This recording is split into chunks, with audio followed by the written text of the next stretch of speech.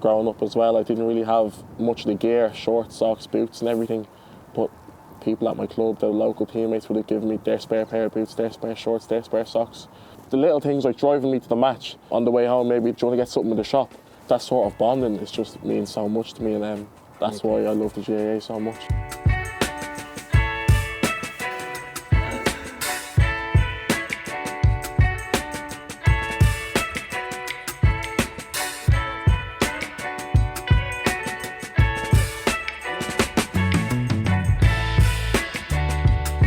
Well, man, it's a crack.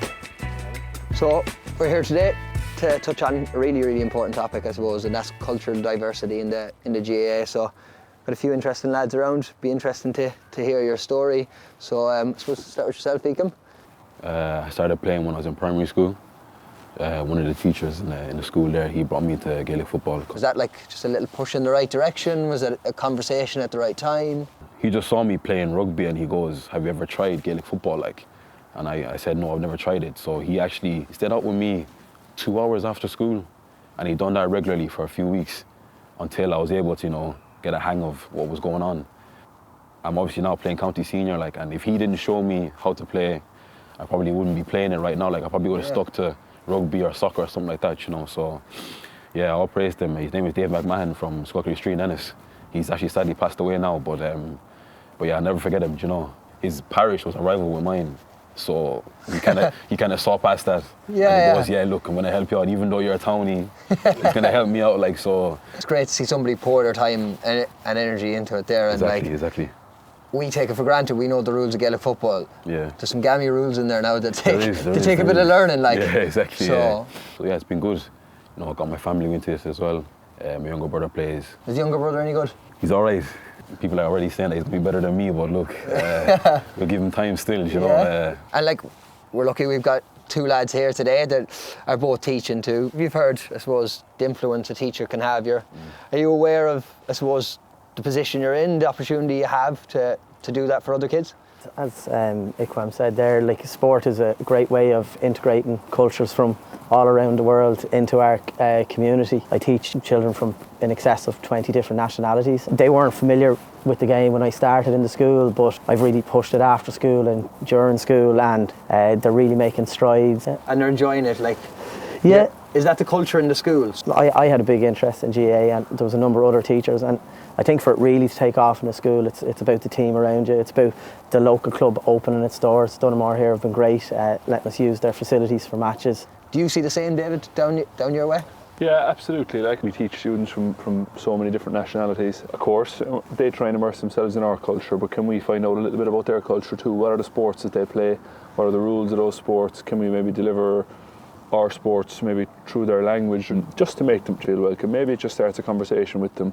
As for one of our lads, maybe who's grown up in Ireland, maybe he can go on and say, "Jesus, I really enjoyed when we played your sport there. Can you tell me a bit more about it?" So I think that's just something we do to try and ensure that the lads are included from day one when they come here. Yeah, and is the essence of inclusion, isn't it? It's not a one-way thing. It's what do you bring, what can we offer, and how can we kind of bridge the gap and connect. It shows you the opportunity that we have as teachers to have an impact on people. There isn't many jobs or things in life where you'll do that. You'll have that opportunity to impact the kids in that way. So I suppose that's a big reason why we teach. It's not just the holidays. It's not just the holidays.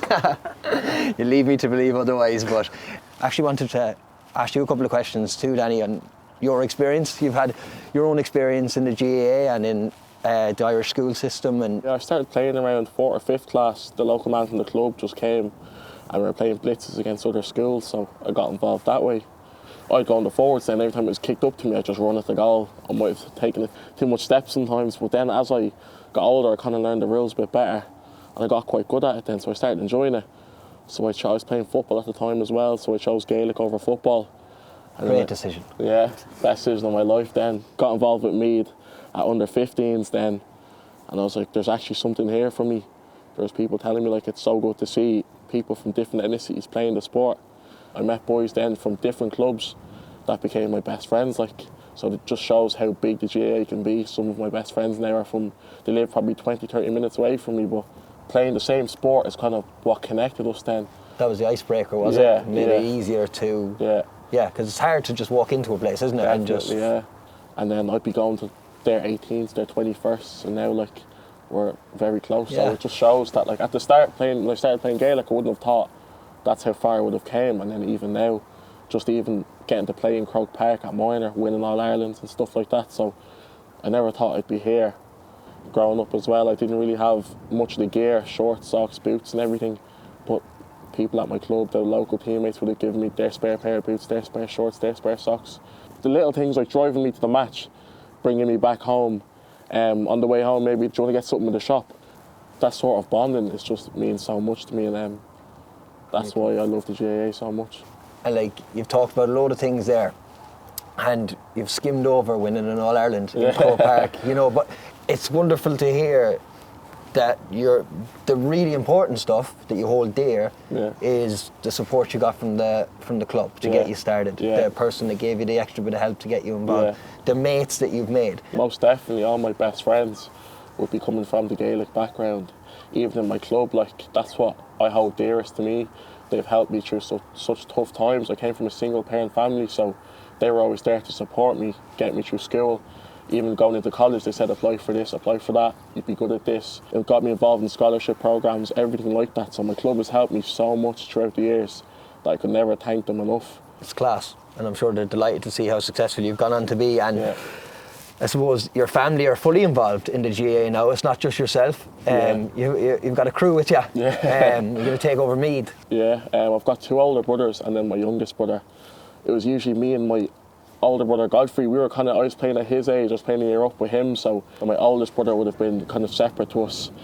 But and then my youngest brother's under 15, so it's handy enough because when he needs help with something, I might be stronger. Let's just say in like the gym or something needs help with S&C, I can help him through that.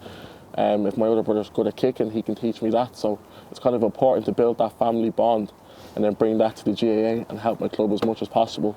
It's good to get involved that way, Yeah, sounds amazing. And like you said, you came from a single parent home, came over, your mum has raised 4 great young people, so like, hats off to her, she must have put in some graft. Oh, most definitely, I remember she was working 2 jobs at one stage, like, just to put food on the table, so it was very hard for us, but now that we've gotten older, we appreciate her so much more for everything that she done, sacrificing her time just to provide for us. She probably didn't know how big the GAA was, because when I was playing my minor final in Croke Park, she wasn't going to go because she was going to work that day. But then people in the local community were like, "Are you excited for the game tomorrow?" And she was like, "This game must be very big." And it's only on the occasion where she skipped work and went to the game, that's when she realised how big it was in the stadium. So, but now she's very involved with the club. She'd know other players' mums and they'd be going out for food and stuff like that. So she's made new friends out of it as well. So it just shows how big the GAA community is. Yeah, that's phenomenal. It's class. Would you have any experience in that space? What did it look like when you were trying to, I suppose, get involved yourself and then kind of bring your family along? Or? Yeah, at the start, like, that is a big, my new fan, like, you know, so... She's having a bad year. He's having a bad year, tough time. He would have just been soccer, you know, and that's what he pushed me into. And he obviously wanted me to become, you know, a pro football player, maybe in the electricity or Prem or anything like that. But I was like, look, I don't think that's for me. I kind of want to try different stuff. So I tried rugby, judo, everything. And then when I tried Gaelic football, it was just different, like, because you're able to run with the ball in your hand and solo and kick it and pass off to your fellas. You know, it was a better game than anything. And in playing that, he didn't really understand it. But then obviously I had to tell him, my sister played, my other brother played, and then he started to, you know, become accustomed to it. It was kind of the same for my mum as well. She isn't really on a sporty background, but she just wanted us to play whatever made us happy. So then when she saw it made us happy, she then decided to, you know, learn about the game a bit more, see how it is. Even till now, she still kind of asks me about rules, like, you know, there might be a shoulder I'd give and I might get called, the ref might say, okay, back, and then she'd be like, why did you get called? And I thought you were allowed to do that. I was like, nah, I kind of overstepped a bit there, like, so. Then when my younger one started to get involved in it then, because my younger brother actually has autism too, and then when he saw me play, obviously when he goes back into school, they say, oh, Ikem had a good game on the weekend, and he'd be like, oh yeah, and then he's like, okay, I kind of want to be like my older brother too. So now he's into it, and he's part of the All-Stars group too, and all the coaches and all these classmates too, they kind of, you know, they see him as one of the top fellas in the All-Star group now. And he is kind of shy with the autism too, so just that football kind of brings out his happy side. Nice. So because of me playing, that's brought him into that, and I'm just grateful for that now. And even my friends too, you know, my friends they wouldn't have known about Gaelic football too, but now they do know. Yeah. And now they appreciate it too. You've had such a ripple effect. So it's great. It just kept, one friend would know, my next friend would know, they kind of appreciate me too, and like they support me too, because they know I am the only like black player in my club and in Clare.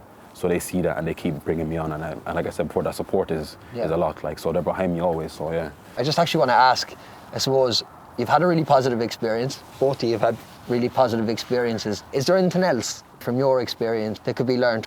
It's for the younger lads, like really, or even just the older ones too that haven't started playing. If you tell a young lad that's playing that, look, you could aim for anything, like you could become something that you might not think you might become, you know. That kind of support means a lot, because I got a lot of that support when I was coming up, when I was growing up, when I was Danny's age. Because I never thought I'd be playing inter-county football or anything like that. It was the club coaches, my school teachers, my friends, my mum and dad, my brothers and sisters, everyone just telling me that, look, you could become something crazy here if you just keep going. And that's what kind of kept me going, like, it's just a support, and I'm sure Danny's probably got the same from his friends, family, coaches and everything. You know, the support, like, it's just a lot. And we do need that from other people to drive us on. I think that's a great piece of advice, to be honest. Anything you'd like to add or build onto there? Yeah, I'd say just don't be afraid to get involved. It might seem a bit scary or daunting at the start, knowing that you've never played the sport before. But once you do get involved, everyone is there to help you. They're there for your benefit. If you need help with the skills, there's always going to be there someone to teach you. If you need help with even lifts or getting to the local club, and once you do get involved, probably the best thing that's ever happened to me. It's made me who I am today. So I 100% recommend just giving it a try. If you don't like it, then it's fair enough that you don't like it, but I do think that people of different multicultural backgrounds will 100% enjoy it. I love that. And again, we're going right back to where we started on inclusion. We're talking about one side providing support, belief, all of that, building people up, being there. And you're talking about taking that step in. Yeah. So, you know, taking a chance, asking for help, asking for support if you need it. Yeah. And the two coming together to create what we want is that GAA community. So Most definitely, that's, I think, incredible piece of advice. So thanks very much, lads.